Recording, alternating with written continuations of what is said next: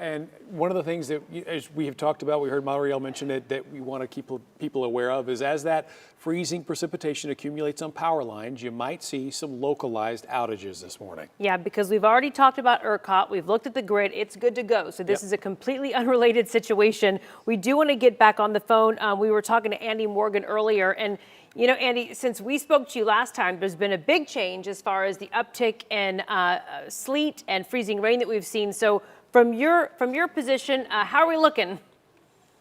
Oh, hi, Kara. Good morning. We're looking really good right now, but, you know, we're expecting a lot more ice and sleet.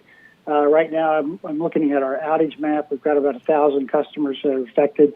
We honestly expect that to grow throughout the day as that ice and sleet build up on tree limbs and branches. It's really not so much the power lines that get the ice, it's the trees and big branches. They get weighted down at several hundred pounds eventually, and they sag or break. And if the wind picks up, it gets even worse.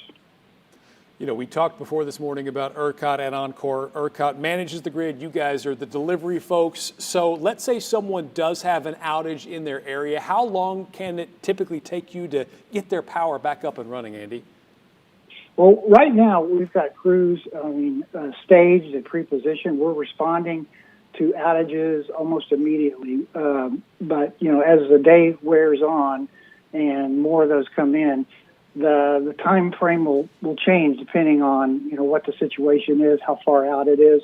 But our goal is, you know, we've got guys who are very experienced in working in this kind of weather, and they can do this work pretty quickly. So we're going to do this as quickly and safely as possible. That's always remarkable to me that they can do that during this type of weather event. And anything you want to remind people of, just, you know, top of mind as we go into another few hours or many hours of this? Well, I would say stay off the roads and stay safe. But the main thing is, you know, if you have an outage, let us know. You know, you can go to our website, oncor.com. You can text us at 66267, or you can download the My Oncor app to your smartphone. And when you do that, we'll give you regular updates on how long it's going to take to get your power back on.